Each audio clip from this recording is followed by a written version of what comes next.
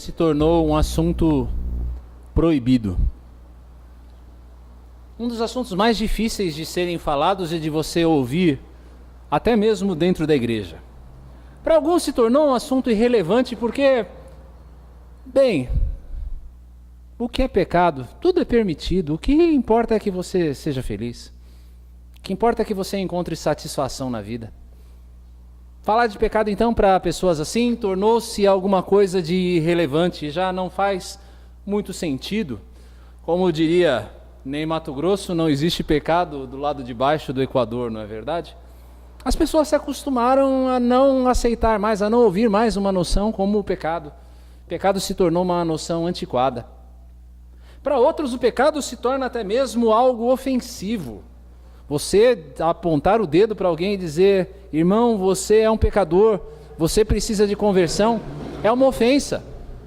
A pessoa se sente ofendida. Quem é você para me julgar, afinal de contas?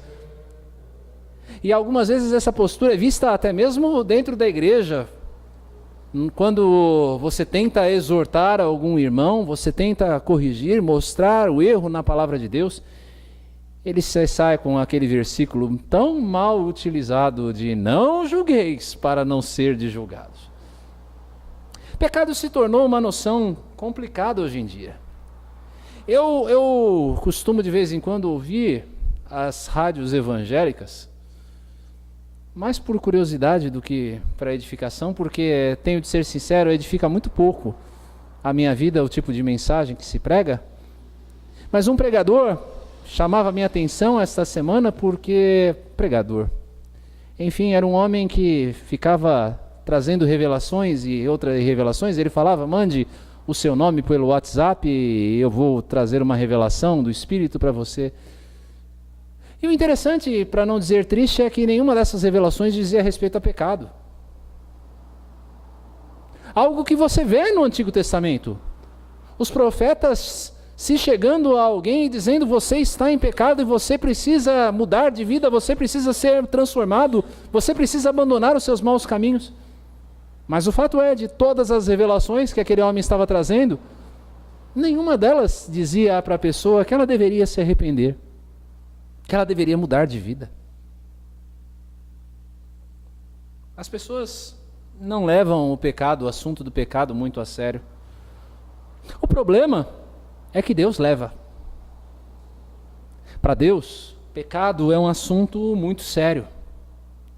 É um assunto tão sério, mas tão sério aos olhos de Deus, a questão do pecado, que Ele, para nos libertar do pecado, Ele nos dá o seu Filho Jesus Cristo. Pense, irmão, na gravidade que isso implica. Para que a segunda pessoa da Trindade, o Senhor Jesus Cristo, se fizesse carne e viesse habitar entre nós, para ser humilhado, para morrer, para ressuscitar, é uma prova de que Deus de fato leva o pecado muito a sério. Essa questão é séria aos olhos de Deus.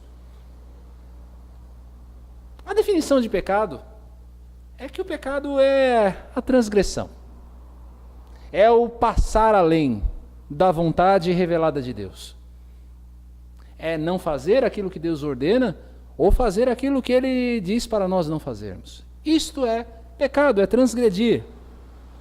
Mas eu quero hoje ir um pouco mais além do que simplesmente dizer esse conceito que eu sei que você conhece. Eu quero hoje falar com você a respeito da essência do pecado, o mais profundo da essência, o essencial do pecado. Abra sua Bíblia, por favor, se você ainda não fez, no Evangelho de Mateus, capítulo 22.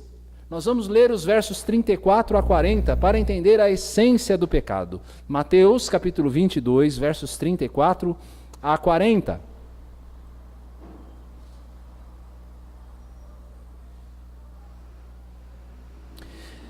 E a palavra do Senhor nos diz assim: entretanto, os fariseus, sabendo que ele fizera calar os saduceus, reuniram-se em conselho. E um deles, intérprete da lei, experimentando-o, lhe perguntou: mestre, qual é o grande mandamento na lei? Respondeu-lhe Jesus: amarás o Senhor teu Deus de todo o teu coração, de toda a tua alma e de todo o teu entendimento. Este é o grande e primeiro mandamento. O segundo, semelhante a este, é: amarás o teu próximo como a ti mesmo. Destes 2 mandamentos dependem toda a lei e os profetas. Esse é um contexto em que Jesus, ele está, como tantos outros contextos, mas aqui com muita mais gravidade, com muito mais intensidade, ele está em conflito com os fariseus. Jesus, ele havia acabado de dar aos saduceus, os inimigos naturais dos fariseus, ele havia dado a esta seita, aos representantes dessa seita, uma resposta acerca da ressurreição. Jesus havia afirmado para aqueles homens saduceus que não criam em ressurreição, de que sim, existe uma ressurreição dos mortos.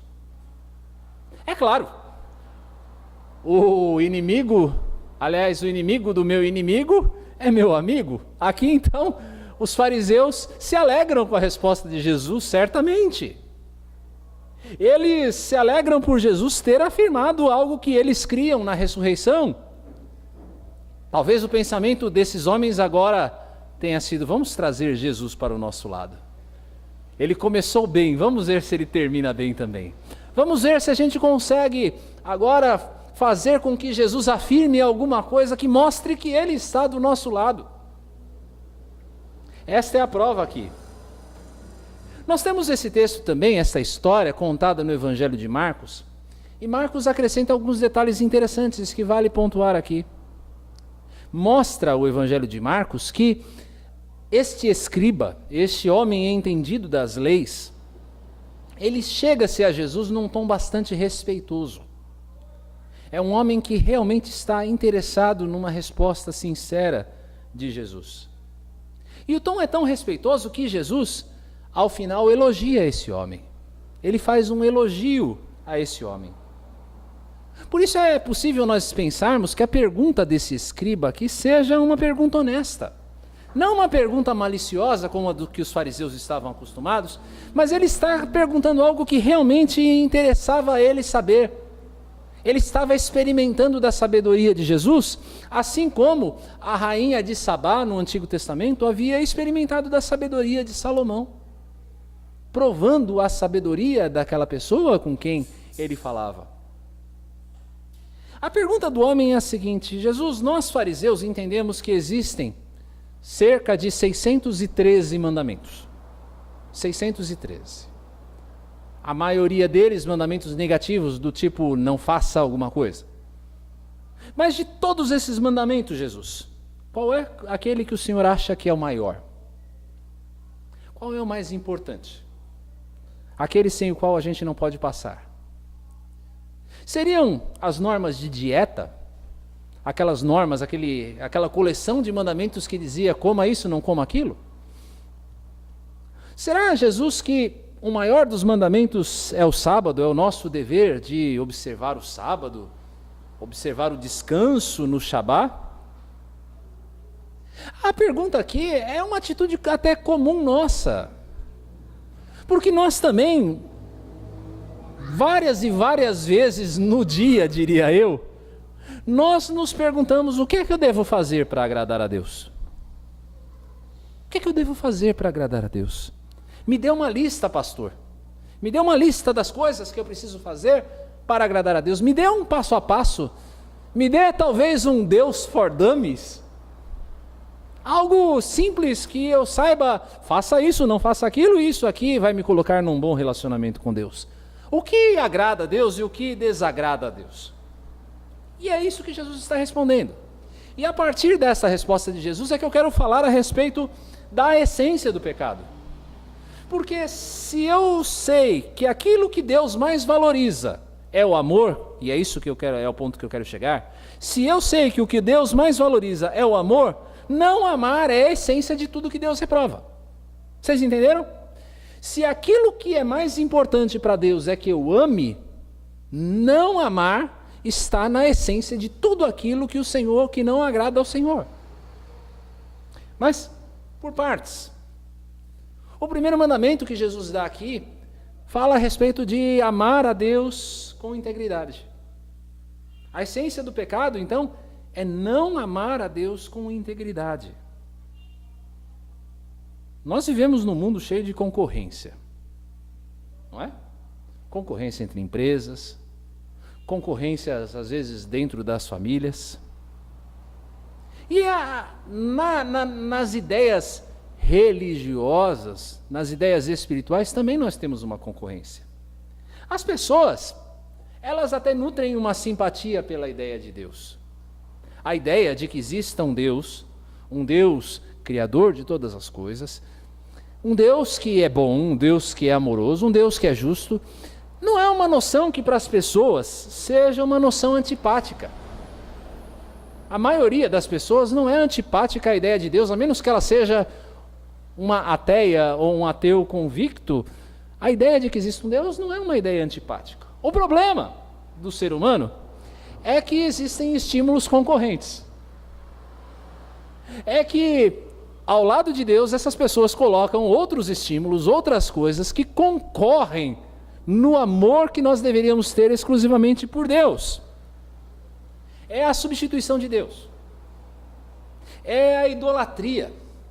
João Calvino já dizia, muito conhecida essa expressão dele, de que o coração do homem é uma verdadeira fábrica de ídolos. Nós fabricamos ídolos o tempo todo. Nós colocamos concorrentes a Deus no nosso coração o tempo todo. E você pode imaginar aí em idolatria o que você quiser. Você pode transformar num ídolo o que você quiser. Pode ser dinheiro, pode ser comida, pode ser prazer, pode ser família. Você pega todas essas coisas e coloca lado a lado, concorrendo com Deus, e você tem um ídolo. Cada um de nós sabe qual é o seu. Você sabe qual é o seu ídolo. Você sabe o que concorre com Deus no seu coração. Eu sei qual é o meu. E eu sei que você sabe. Eu sei que as pessoas que estão em casa e que vão nos assistir aí ao longo das semanas também sabem qual é o ídolo do seu coração. O que é que concorre no amor com Deus. E então Jesus traz a resposta. Não se trata de como se demonstra que você pertence a Deus externamente. Deus não está preocupado, em última instância, com a maneira como você demonstra externamente que você é dele. O principal, mostra Jesus na sua resposta, é o que nos motiva no mais profundo do coração. É o que nos motiva a amar exclusivamente a Deus. Isto é o grande mandamento. E ele vai mostrar isso citando um texto de Deuteronômio, Deuteronômio 6, verso 5. Moisés cita aqui aquele texto que é conhecido como Shema, ou Ouve, ó Israel, como uma introdução que ele faz antes de relembrar os mandamentos. Eu acho que você sabe, o Deuteronômio é uma repetição da lei. Então Moisés, antes de repetir os mandamentos, ele diz, olha, existe algo que é essencial e que é a raiz de todos os mandamentos. O Senhor teu Deus é um Deus único. Ele é o único Deus. E porque Ele é único, o Senhor teu Deus, o Deus do relacionamento que vocês têm, ame ao Senhor de todo o coração, de toda a alma, de todo o entendimento. É a lealdade exclusiva de Israel ao seu Deus, sem divisões, sem concorrências. Deus é único, Deus é incomparável, não coloquem nada do lado dele. Um amor indivisível ao Senhor. É a motivação para obedecer. Deus nos colocou num relacionamento com Ele.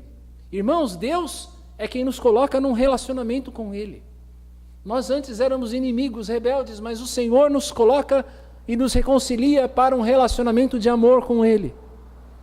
Ele nos libertou por meio de Jesus Cristo. E se Ele nos libertou por meio de Jesus Cristo, como é que nós iremos responder a Ele? É disso que Moisés está falando lá em Deuteronômio. O Senhor libertou vocês, Israel. Como é que vocês respondem a Ele? Ame ao Senhor de todo o teu coração. Amar não é apenas afeição. A gente tem essa ideia romântica dessa expressão amor, mas amar é muito mais do que afeição. É uma decisão consciente que eu e você tomamos de construir um relacionamento. Em outras palavras, nós escolhemos amar. Amor não é algo absolutamente irracional, isso é paixão, isso é doentio. Isso cabe no começo de um namoro. Mas depois você precisa ter uma decisão consciente de amar o outro. E é disso que Jesus está falando aqui. Escolha amar o Senhor. Escolha amar ao Senhor porque esse amor nascendo da gratidão pelo que Deus fez. Ame ao Senhor pela reverência que você deve a Ele, porque Ele é teu Pai. Por Ele ser quem Ele é, ame ao Senhor. É preciso amar o Senhor, e Jesus mostra aqui com inteireza. Alguns aqui interpretando esta questão de coração, alma e entendimento, vão dizer, bom, coração é o centro da vontade, ame ao Senhor com toda a sua vontade. A alma é o centro das emoções, então ame ao Senhor com todas as suas emoções. O entendimento é a sua mente, ame ao Senhor de toda a sua mente. É possível entender assim. Mas o mais importante aqui é entender que você e eu, nós temos que amar ao Senhor com tudo que nós somos, com tudo que nós temos, sem qualquer reserva, sem área obscura. Amar ao Senhor com tudo que nós somos, com tudo que nós temos, é escolher amar a Deus com a inteireza do nosso ser, sem divisão, sem ressalva. A essência do pecado é não amar ao Senhor como Ele deve ser amado. É rejeitar o Senhor como o único, criando amores concorrentes. Eu pergunto a você que é casado, ou já foi casado, ou já namorou, você aceitaria um amor infiel? Alguém que chega para você e diz, olha, eu te amo, mas é o seguinte, eu tenho mais 2 ou 3 na rua. Vocês aceitariam isso? Hein, minhas irmãs, se seus maridos chegassem assim e dissessem isso para vocês? Eu sei que a minha esposa não aceitaria. E eu espero que você não aceite também. É assim que o nosso amor deve ser com o Senhor, um amor sem amores concorrentes. Amar, a essência do pecado é não valorizar o relacionamento com Deus. É um amor sem expressão. Um amor que não se manifesta na vida. Um amor que ama tantas outras coisas que, bem, amar a Deus perde o seu brilho. Paulo, na segunda carta a Timóteo, fala de um homem chamado Demas. Um homem que amou mais o mundo do que o Senhor. É um amor sem expressão, sem obediência. É um amor que não tem relacionamento. Que não quer relacionamento com o Senhor. A essência do pecado é você compartimentalizar a vida, é você separar a vida em compartimentos. O meu amor vai até certo ponto. Eu amo ao Senhor, mas esta caixinha aqui da minha vida é minha. Eu assistia horrorizado, não cheguei a assistir, eu vi a postagem no Facebook horrorizado.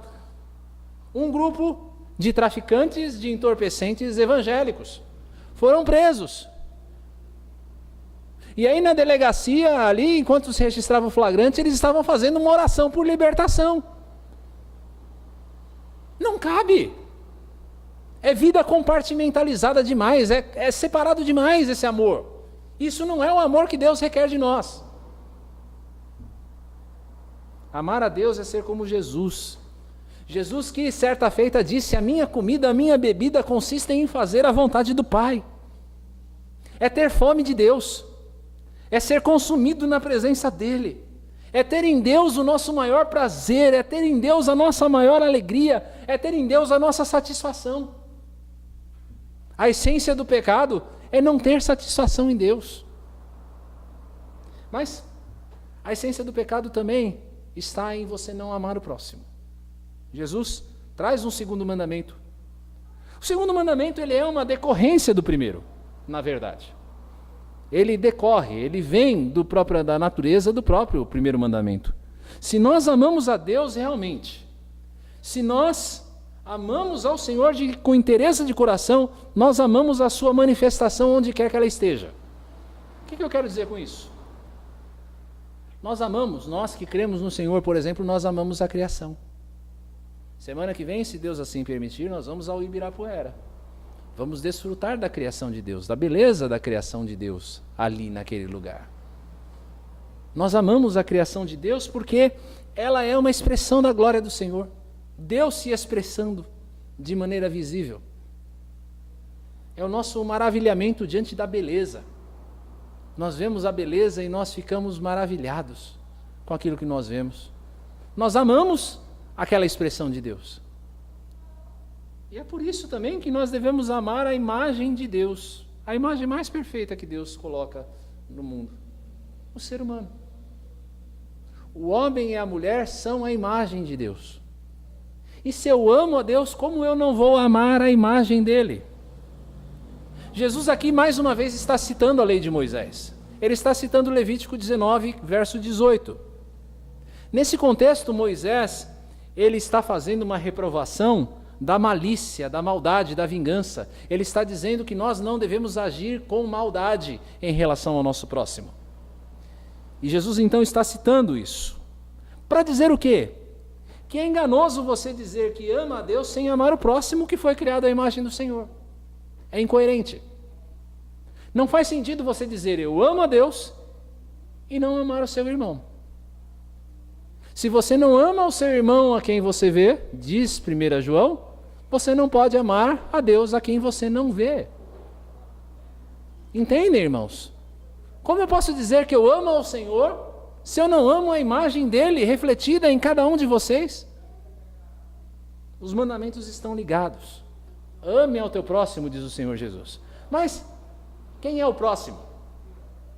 Certa feita alguém fez essa pergunta a Jesus. Mas Jesus, você está falando de amor ao próximo, mas quem é o próximo?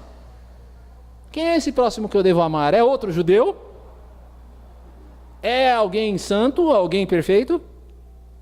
E aí Jesus conta uma parábola, a parábola do bom samaritano. E ao final da parábola do bom samaritano, nós entendemos que o próximo é aquele que necessita da nossa compaixão, que necessita do nosso amor. Pergunto a você, quem são as pessoas que necessitam do seu amor? Quem são as pessoas que necessitam da sua compaixão? Resposta: todos nós. Todos nós necessitamos do amor e da compaixão uns dos outros. Por isso nós todos somos próximos uns dos outros. Não importa se você é crente. Não importa, aliás, se a outra pessoa é um cristão. Não importa se a outra pessoa é um degenerado, um depravado. Não importa se a outra pessoa é alguém que está sujo, que está na sarjeta.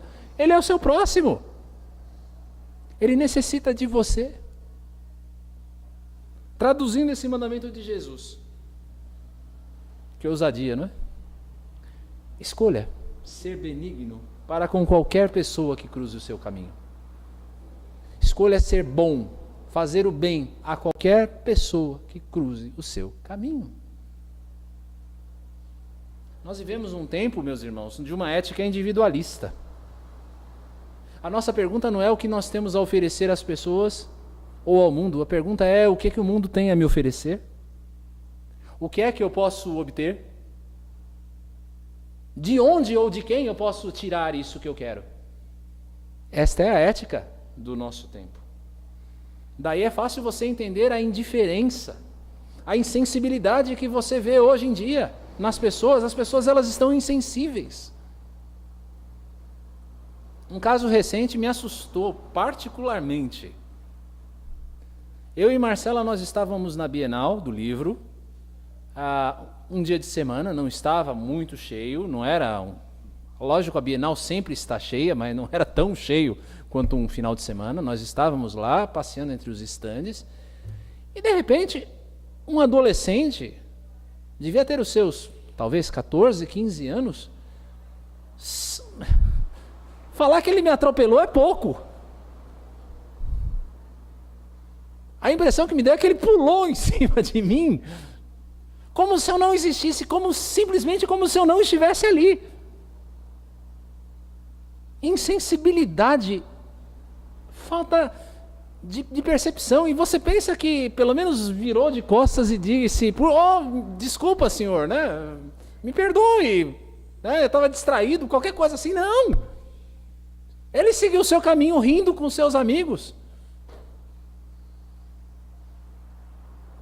O outro simplesmente, no nosso tempo, parece que não existe.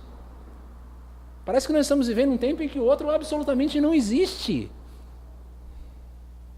É por isso que Jesus fala sobre o amor a nós mesmos. Ninguém precisa ser ensinado a amar a si mesmo.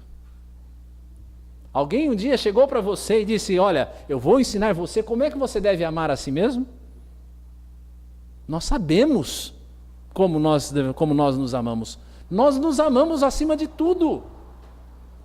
O nosso coração pecaminoso, endurecido, o nosso coração que ainda milita contra o pecado, esse coração egoísta que a gente tem ainda dentro de nós, infelizmente, ele sabe muito bem como se amar, como se preservar, como buscar os seus próprios interesses. O que Jesus está dizendo aqui: ame na mesma medida que você se ama.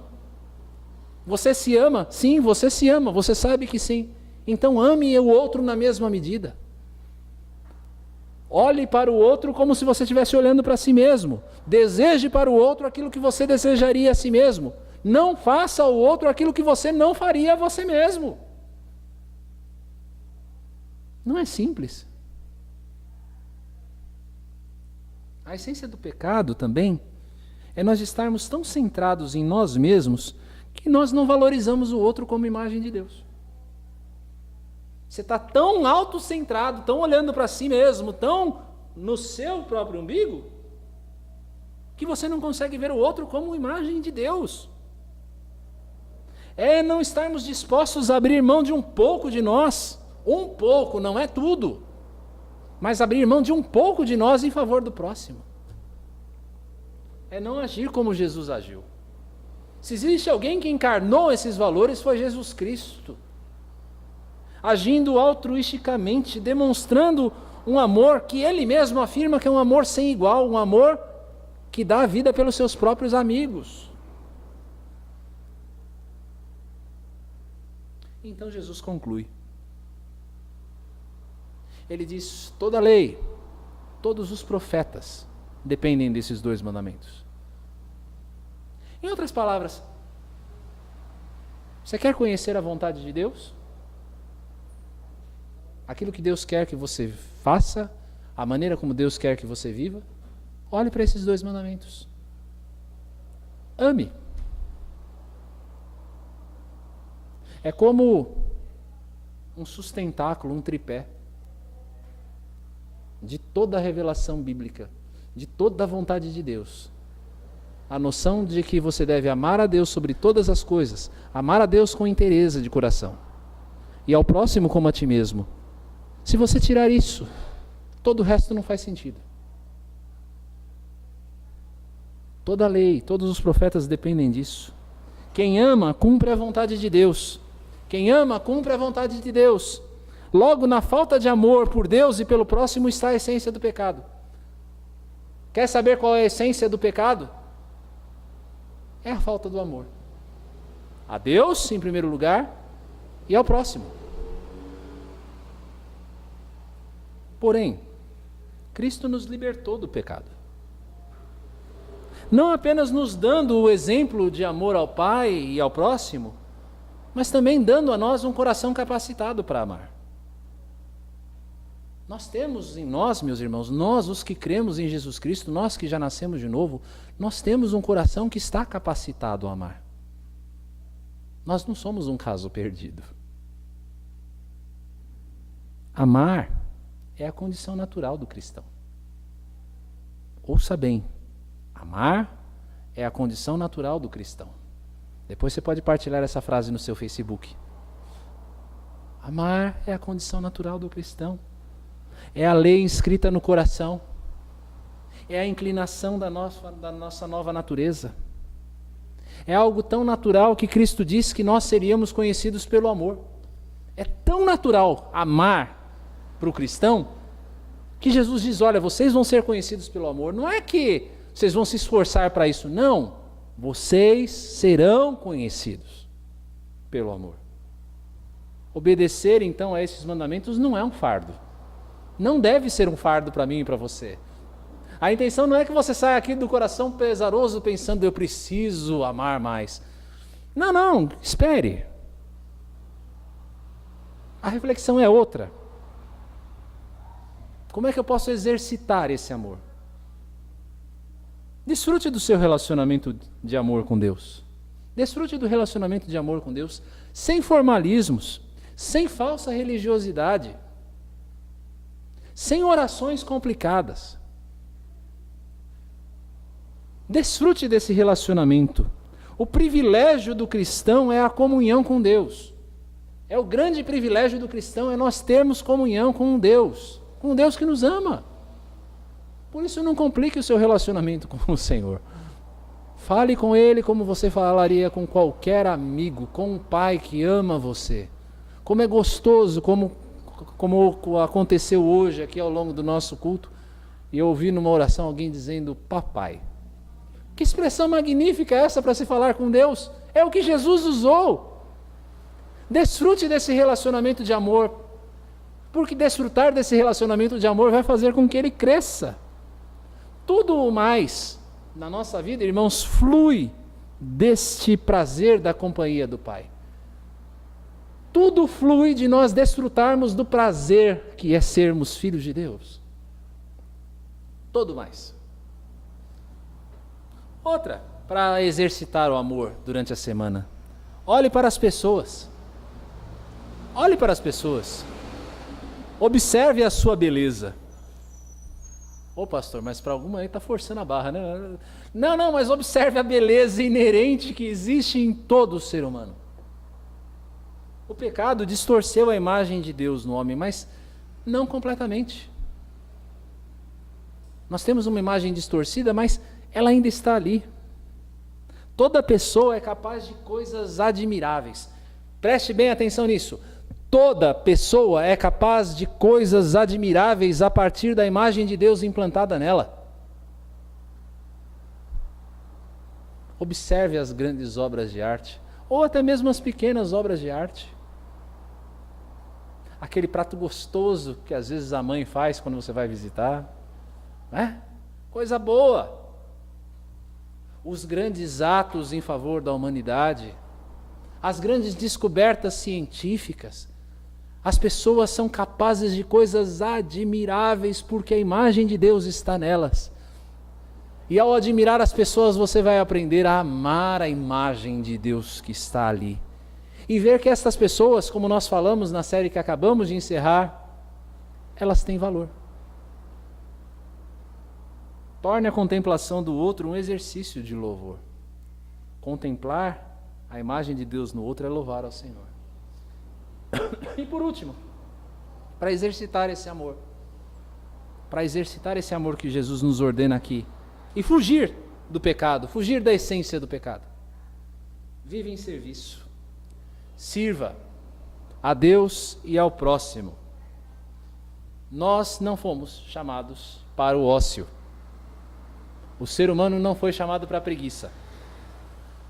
E infelizmente o que nós vemos tantas e tantas vezes no meio cristão é gente preguiçosa, gente ociosa, gente que não quer mover um dedo, gente que quer ser como Pedro lá no Monte da Transfiguração e diz: Senhor, faz uma tenda aqui, vamos ficar aqui, nós aqui, o Senhor, Elias, a gente não desce mais. Sirva, coloque a sua vida em serviço a Deus, ao próximo. Amor se demonstra em ação. Amor não se demonstra só em palavras, amor se demonstra em ações práticas de vida. Pergunte-se, o que é que eu posso fazer hoje? O que é que eu posso fazer hoje por você? Senhor, o que é para eu fazer hoje? Você já parou para falar isso para o Senhor na oração? Senhor, o que é que eu tenho que fazer hoje? Hoje. Não é amanhã, não é daqui a 10 anos. Hoje, o que é que eu tenho que fazer? O que é que o Senhor tem para eu fazer hoje aqui? Ao chegar no seu escritório, ao chegar no seu trabalho, pergunte: Senhor, o que é para eu fazer hoje? Quem é que eu vou abençoar hoje aqui nesse lugar? E creia, Deus irá responder. Queridos irmãos, a essência do pecado é a falta de amor.